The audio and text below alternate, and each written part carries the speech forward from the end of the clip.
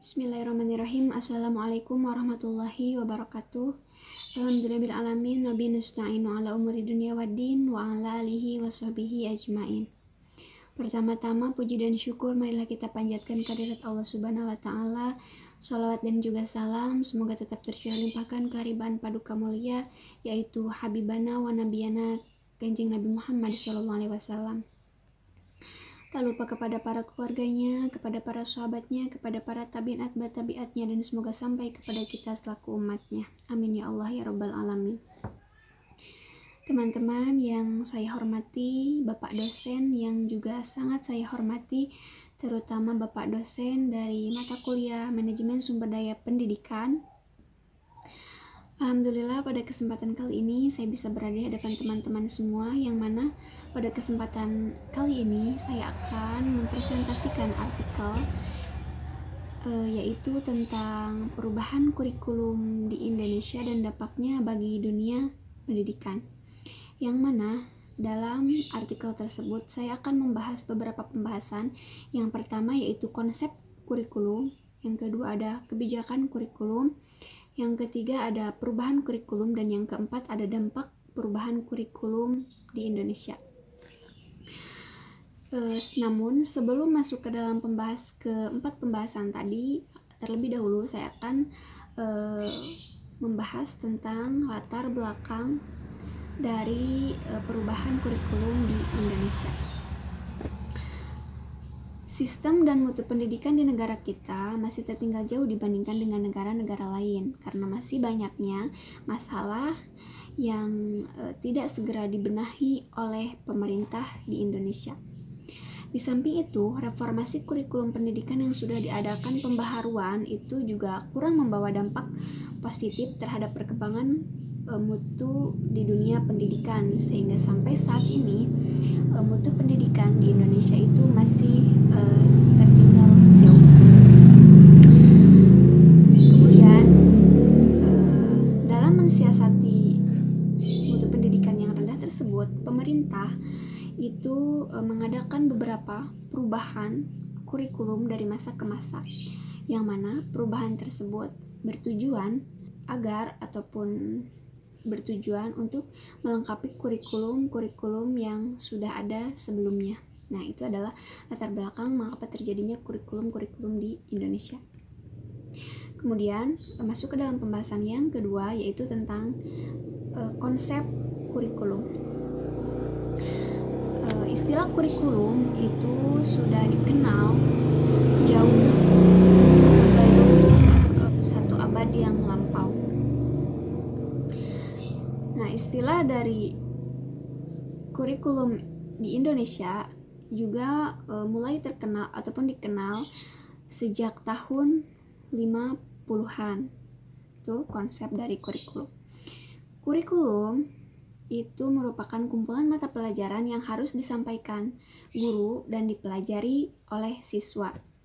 Nah, namun menurut Syahril dan Asmidir, yaitu pada tahun 2009, kurikulum itu diartikan sejumlah mata pelajaran yang harus diikuti ataupun diambil siswa untuk dapat menamatkan pendidikannya di dalam suatu lembaga tertentu.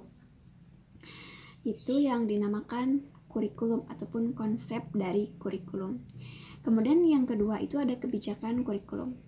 Kebijakan kurikulum di Indonesia secara sederhana itu dapat dibedakan menjadi 3 bagian. Yang pertama ada kebijakan kurikulum pada masa prakemerdekaan, yang kedua ada kebijakan kurikulum pada pasca kemerdekaan, kemudian yang ketiga ada kebijakan kurikulum pada masa reformasi. Kebijakan kurikulum pada masa-masa tersebut itu mengandung beberapa poin lagi. Yang pertama itu kebijakan kurikulum pada masa kemerdekaan, yaitu di mana kebijakan tersebut masih dipengaruhi oleh kolonialisme, yaitu di mana Indonesia itu masih dijajah pada saat itu. Nah, pendidikan pada saat itu dibagi menjadi 2. Yang pertama ada kelas pertama itu diperuntukkan untuk pegawai pemerintah Hindia Belanda. Kemudian kelas kedua itu diperuntukkan untuk pribumi, yaitu dengan lama pendidikan 3 tahun. Jadi pada kebijakan masa prakemerdekaan itu masih ada sistem kasta ataupun perbedaan antara pribumi dan juga antara pegawai pemerintah Hindia Belanda. Yang kedua ada kebijakan kurikulum pendidikan pasca kemerdekaan, itu terbagi dalam beberapa. Yang pertama kurikulum 1968, kurikulum 1975, dan kebijakan kurikulum 1984. Kemudian kebijakan kurikulum 1994. Kebijakan kurikulum pada masa reformasi juga terbagi ke dalam beberapa bagian. Yang pertama kurikulum 2004, kurikulum 2006, kurikulum 2013, dan kurikulum 2013. Nah, itu adalah kebijakan kurikulum pada masa reformasi. Kemudian yang ketiga itu pembahasan tentang perubahan kurikulum. Dalam perjalanan dunia pendidikan di Indonesia, salah satu upaya pemerintah itu yaitu merubah kurikulum dari masa ke masa. Itu tujuannya untuk perubahan kurikulum itu yaitu untuk mencapai tujuan pendidikan dengan sempurna. Perubahan kurikulum di Indonesia itu cukup banyak, yaitu sekitar 7 bentuk kurikulum yang ada di Indonesia. Di antaranya kurikulum 1968, 1975, kurikulum 1984, kurikulum 1994, dan kurikulum 2004, dan juga kurikulum yang terakhir itu kurikulum 2013. Yang pertama dari perubahan kurikulum itu kurikulum 1968. Kurikulum 1968 itu merupakan kurikulum yang diciptakan sebagai Orde Lama. Tujuannya pada pembentukan manusia Pancasila sejati. Kurikulum 1968 itu menekankan pendekatan organisasi pada mata pelajaran, kemudian kelompok pembinaan Pancasila, pengetahuan dasar, dan kecakapan khusus. Jumlah pelajarannya pun pada kurikulum tersebut ada 9 mata pelajaran yang ada pada kurikulum 1968. Yang kedua ada kurikulum 1975. Itu kurikulum 1975 itu menekankan pada tujuan, yaitu agar pendidikan lebih efisien dan juga efektif. Metode dan materi juga tujuan pengajaran dirinci dalam prosedur pengembangan sistem instruksional atau sering disebut dengan PPSI. Kurikulum model ini banyak mendapatkan kritikan sebab guru terlalu disibukkan menulis rincian apa yang akan dicapai dari setiap kegiatan pembelajaran sehingga konsentrasinya di dalam kelas itu kurang terfokus. Itu kurikulum 1975. Yang ketiga ada kurikulum 1984. Kurikulum 1984 itu menekankan pada pendekatan proses. Tapi faktor tujuan itu tetap yang paling penting. Kurikulum ini disebut kurikulum 1975 yang disempurnakan. Jadi penyempurnaan dari kurikulum yang sebelumnya. Ini adalah kurikulum 1984. Di sini siswa dituntut untuk mengelompokkan, mendiskusikan, hingga melaporkan pembelajaran. Model ini disebut dengan cara belajar siswa aktif atau CBSA dan Student Active Learning atau SAL. Yang keempat ada kurikulum 1994. Kurikulum 1994 itu lebih pada upaya memadukan kurikulum-kurikulum sebelumnya, yaitu mengkombinasikan antara kurikulum 1975 dan juga kurikulum 1984. Materi yang disesuaikan dengan kebutuhan daerah masing-masing pada kurikulum ini, itu berbagai kepentingan kelompok-kelompok masyarakat mendesakkan agar isu tersebut masuk dalam kurikulum. Kurikulum 1994 menjelma menjadi kurikulum super padat, tapi perubahannya lebih pada menambahkan sejumlah materi. Itu kurikulum 1954. Kemudian ada kurikulum 2004. Kurikulum 2004 yaitu menurut Ahmadi memiliki 4 komponen, yaitu KBH atau kurikulum hasil belajar, kemudian PBK yaitu penilaian berbasis kelas, kemudian KBM kegiatan belajar mengajar, dan juga pengelolaan kurikulum berbasis sekolah atau PKBS. Nah, kurikulum 2004 ini melakukan penilaian ke dalam 3 ranah, yang yaitu menggunakan tes dan non-tes yang berupa portofolio, kemudian produk kinerja, dan juga ke dalam pensil tes.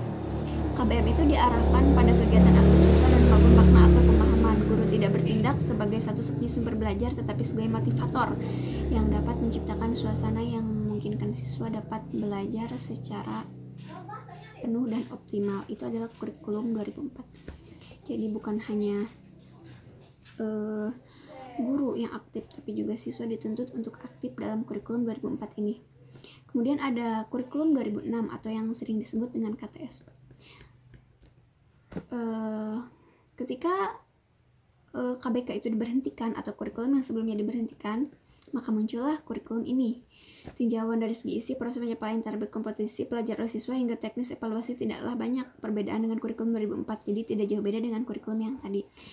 Cuman perbedaan yang paling menonjolnya itu adalah guru itu lebih diberikan kebebasan untuk merencanakan pembelajaran sesuai dengan lingkungan dan kondisi sekolah itu berada. Itu adalah kurikulum 2006. Kemudian ada kurikulum yang terakhir, itu kurikulum 2013. Kurikulum 2013 adalah upaya penyederhanaan dan teknik integratif. Kurikulum 2013 disiapkan untuk mencetak generasi yang siap di dalam menghadapi masa depan. Karena itu kurikulum disusun untuk mengantisipasi perkembangan masa depan.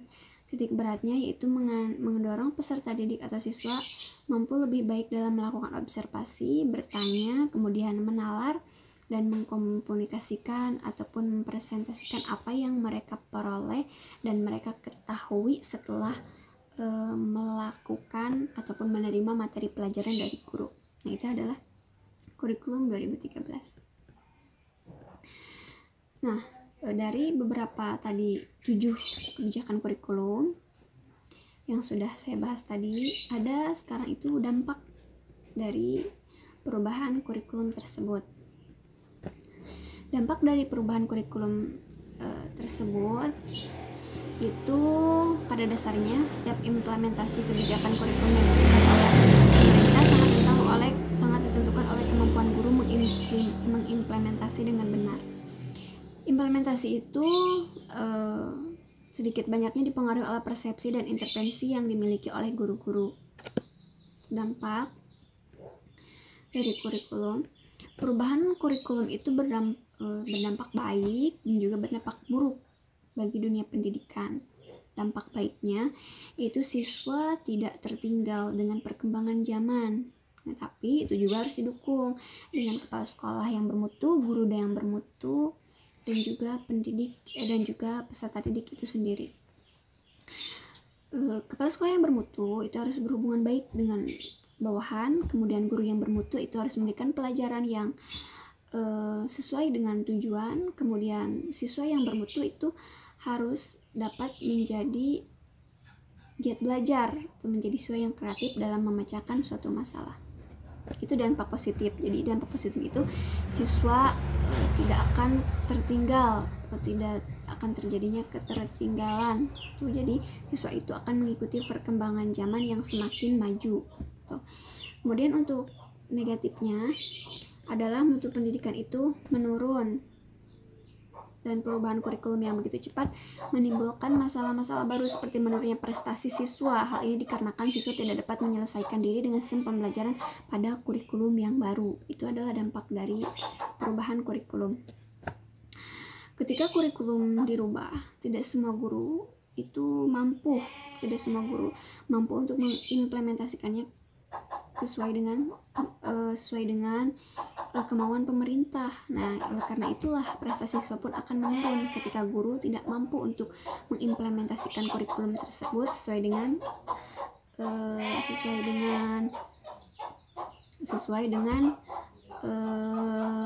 tujuan dari pemerintah. Karena itu menimbulkan siswa itu akan menurun prestasinya. Nah, dampak dari kurikulum yang berganti maka akan semakin merendah prestasi. Sebetulnya perubahan ini juga dapat berdampak pada sekolah, yaitu pada tujuan dan juga ikut kacau karena adanya perubahan kurikulum yang baru. Nah, itu adalah dampak dari perubahan kurikulum di Indonesia. Mungkin hanya itu yang dapat saya sampaikan, karena ini merupakan artikel, jadi saya membahasnya itu sedikit, jadi garis besar, dan juga ada sedikit pembahasan yang cukup relevan. Nah, mungkin hal itu yang dapat saya sampaikan. Mohon maaf atas segala kekurangan. Terima kasih kepada teman-teman semua dan juga Bapak dosen. Akhirul kalam. Wassalamualaikum.